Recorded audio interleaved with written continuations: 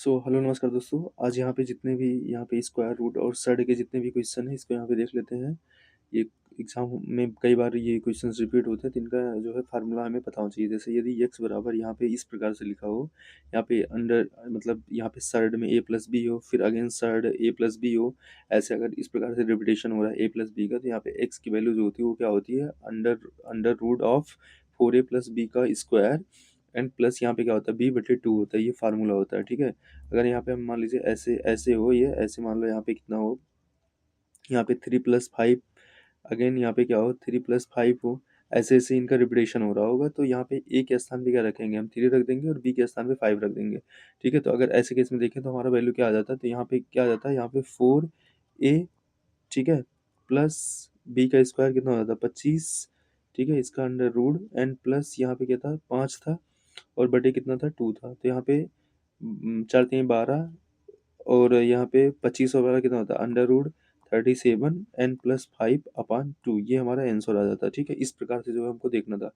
Next यहाँ पे जैसे यहाँ पे x बराबर अगर इस प्रकार से दिया हो, यहाँ पे सर्ड a है, फिर यहाँ पे सर्ड जो है a है, फिर इस प्रकार से जो आपको दिया हो, तो यहाँ पे इसके लिए फार्मूला क्या होता है, इसके लिए फार्मूला ये होता है कि यहाँ पे x बराबर अंडर रूट 4a+1 होता है प्लस 1/2 होता है। मान लो ऐसे दिया हो, यहाँ पे जो है यहाँ पे 2 दिया हो, फिर यहाँ पे फिर 2 दिया हो, फिर ऐसे पूरे पे फिर जो है यहाँ पे 2 हो, फिर यहाँ पे फिर प्लस करके फिर यहाँ पे 2 दिया हो, ऐसे दिया हो, तो इसके केस में आपका यहाँ पे एक के स्थान पे क्या रख दोगे 2 रख दोगे, ठीक है।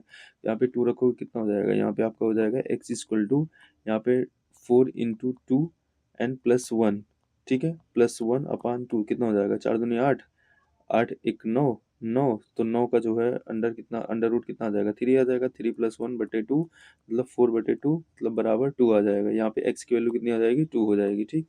ऐसे निकाल सकते थे। ऐसे यहाँ पे अगर इस प्रकार से दिया होता कि जहाँ पे जैसे ऊपर अभी हम लोगों ने देखा था 3+5 देखा था ना, अगर यहीं पे क्या होता 3-5 होता, 3-5 होता, यहाँ पे 3-5 होता, तो बस यहाँ पे क्या आता सेम वही लगता, बस यहाँ पे b के स्थान पे क्या आ जाता माइनस आ जाता, ठीक है। यहाँ पे जो है अगर ऊपर वाला केस देखो, ये जो फर्स्ट वाला फार्मूला था अभी हम लोगों ने देखा था यहाँ पे, और इसको देखो तो बस इसमें क्या था, इसमें जो है प्लस था, इसमें माइनस है ना, तो यहाँ पे क्या हुआ, यहाँ पे b के स्थान पे यहाँ पे प्लस था, यहाँ पे क्या हो जाएगा माइनस हो जाएगा, बाकी यहाँ पे प्लस है यहाँ पे भी प्लस रहेगा, ठीक है। तो ये जो है ये फार्मूला यूज़ कर लेते हैं। अगर इस प्रकार से देता है यहाँ पे माइनस माइनस दिया है, तो यहाँ पे ये फार्मूला यूज़ होगा, ठीक है, यही सेम वाला होगा। बट जैसे यहाँ पे दिया था ये सेम यही चीज़ है, ठीक है, बट यहाँ पे प्लस था और यहाँ पे क्या है, यहाँ पे जो है माइनस है, तो बस ये चीज़ था। अगेन यहाँ पे अगर इस प्रकार से लिखा हो कि एक में प्लस हो, एक में माइनस हो, एक में प्लस हो, एक में माइनस हो, तो ये फार्मूला लगेगा, ठीक है। तो यहाँ पे थोड़ा सा अगर अच्छे से देखेंगे तो चीज़ें समझ में आ जाएंगे। एक्स इक्वल टू क्या होगा, under root 4a-3b² and plus B, ठीक है, बी जो है ये अंडर रूट के बाहर है, ठीक है, n/2 हो जाएगा, ऐसे ऊपर में भी है। तो चीज़ें थोड़ा सा देखेंगे यहाँ पे, अगर यहाँ पे सेम संख्या होती है तो यहाँ पे क्या हो जाएगा 4a-3 एंड +a+1/2 इस प्रकार से हो जाएगा। और ऐसे ही अगर ये केस आता है तो ये फार्मूला यूज़ कर लिया जाएगा, ठीक है। फिर यहाँ पे अगर ये केस आता है तो ये फार्मूला यूज़ होगा, ठीक है। नेक्स्ट देखते हैं यहाँ पे कुछ और। जैसे अगर मान लो इस प्रकार से दिया हुआ है x बराबर जो है ऐसे दिया लगातार, तो x बराबर क्या होती है उसी की वैल्यू आती है। आपने कई शॉर्ट वीडियोस में देखा होगा, बड़े बड़े टीचर्स बताते रहते हैं। यहाँ पे जैसे मान लो 3 दिया है, फिर अंडर रूट 3 दिया है, फिर अंडर रूट 3 दिया है, फिर ऐसे ऐसे इनफाइनाइट तक है, तो वैल्यू कितनी हो जाती है 3 निकल के आ जाती है, ठीक है। अगर ऐसे इसमें इसमें क्या दिया हो कि यहाँ पे n टाइम्स दिया हुआ है, मान लो ये जो है यहाँ पे वैल्यू होती है 2 का कितने टाइम 2 का यहाँ पे मान लो जो है आपका 4 टाइम्स होता ना, तो यहाँ पे क्या करते हैं, यहाँ पे x बराबर कितना हो जाता है a की वैल्यू कितनी थी, यहाँ पे a की वैल्यू थी 2 थी, ठीक है। उसके बाद यहाँ पे क्या रखते हैं 2 पावर n रखते हैं, n कितना था 1 2 3 4 4 टाइम्स था ना।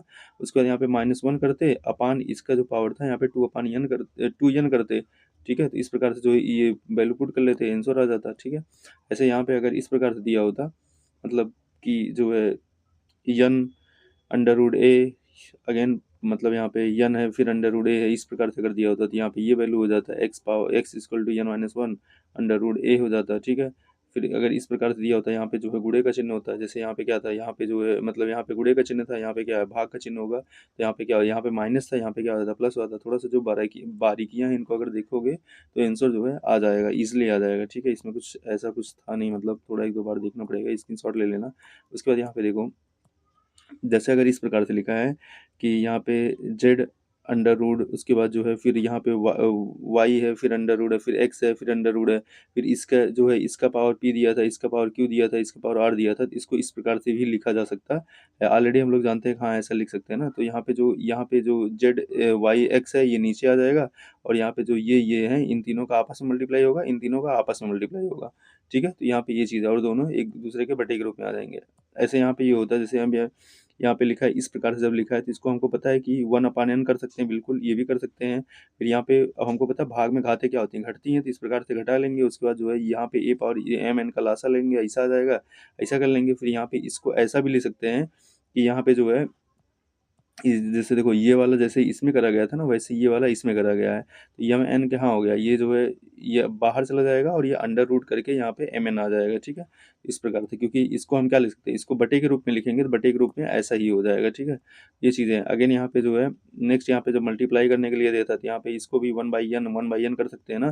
फिर यहाँ पे गुणा में खाते जुड़ती हैं, फिर यहाँ पे निकाल लेंगे, इसको ऐसा भी लिख सकते हैं, ऑलरेडी पता होता है यहाँ पे। फिर यहाँ पे अगर ऐसा दिया हुआ है तो इसको क्या लिख सकते हैं, यहाँ पे ए पावर 1/m एंड ए मतलब ए पावर 1/m, फिर उसका होल पावर 1/n, उसके बाद दोनों मल्टीप्लाई कर देंगे तो ए पावर m/n हो जाएगा, ठीक है। ए पावर 1/m इंटू एन, तो इस प्रकार से अगर दिया है तो इसको ऐसा भी लिखा जा सकता है, ऐसे लिखा है तो इसको ऐसा भी लिखा जा सकता है, इसको ऐसा भी लिखा जा सकता है, ऑलरेडी जो है ये पता होता है यहाँ पे। फिर यहाँ पे अगर ऐसा लिखा हुआ है तो इसको ऐसा भी लिख सकते हैं, ठीक है। और यहाँ पे ऐसा लिखा है तो यहाँ पे ऐसा हो जाएगा, जैसे मान लो यहाँ पे लिखा 3/√2 लिखा है, तो इसको क्या लिख सकते हैं, यहाँ पे लिख सकते हैं 2 पावर 1/3, ठीक है। ये चीज़ें होती हैं यहाँ पे। आई होप कि समझ में होगा, इसमें कुछ ऐसा समझाने वाला था ही नहीं। तो यहाँ पे ये चीज़, यदि n एक विषम संख्या पूर्णांक हो तो ए बराबर ए और ग्रेटर देन 0 हो, तो यहाँ पे क्या इसको ऐसा कर सकते हो, ठीक है। यदि इफ़ यम n इज ग्रेटर देन 2 हो एन दो देन, तो जो है यहाँ पे इस प्रकार से हो जाएगा, समझ में आ रहा है। तो ये चीज़ देख लेना। और ये सिंपल फार्मूला था, अगर किसी संख्या का जो है पावर 0 तो उसकी वैल्यू क्या होती है, 1 होती है। किसी संख्या का पावर 1 ए पावर माइनस में है तो यहाँ पे क्या हो जाता है, इस प्रकार से इसको लिख सकते हैं। अगर इस प्रकार से लिखा तो इसको ऐसा भी लिखा जा सकता है, इस प्रकार से लिखा तो इसको ऐसा भी लिख सकते हैं, या फिर ऐसा भी लिख सकते हैं, ठीक है।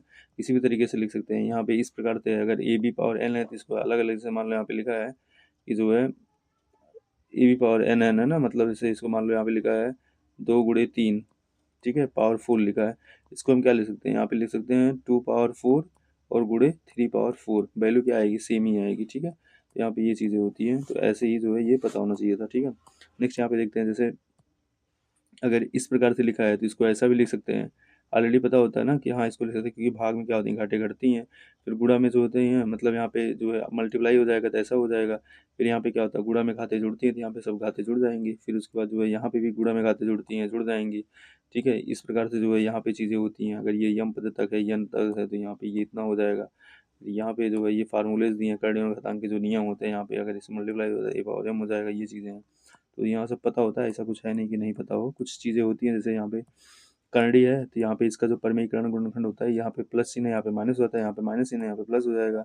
यहाँ पे प्लस है, यहाँ पे माइनस होगा, यहाँ पे माइनस है, यहाँ पे प्लस है, ये सबको पता होता है जहाँ पे प्लस माइनस लेना है, कहाँ पे नहीं लेना है, ठीक है। अच्छा, एक करंडी संबंध भी होता है, अगर यहाँ पे A plus under root B बराबर C plus under root D है, तो ए सी के बराबर होगा, बी जो है डी के बराबर होगा, ये नियम होता है, ठीक है। तो याद रखना, इसमें जो है कुछ करणी के जैसे नियम, द्विघात करणी जिसे क्वाड्रिक सर्ड बोलते हैं, इसको जो है द्विघात वाला होता है, इसको द्विघात बोलते हैं इन सब में। उसके बाद होता है यहाँ पे कुछ जो है कंजुगेट जो सर्ड होते हैं, वो जैसे under root 5 plus under root है, तो इसका जो कंजुगेट है वो क्या होगा, माइनस, यहाँ पे माइनस वाला हो जाएगा, ये माइनस है तो यहाँ पे प्लस वाला हो जाएगा, ठीक है। फिर अनलाइक एंड अनसिमिलर कुछ सर्ड होते हैं, जैसे यहाँ पे ये अनसिमिलर सर्ड हो गए, ये सब सिमिलर सर्ड होते हैं, मतलब यहाँ पे अंडर रूट भी सब क्या सेम है। और ये जो है यहाँ पे बी है, यहाँ पे सी है, यहाँ पे डी है, तो ये अलग अलग है, ठीक है।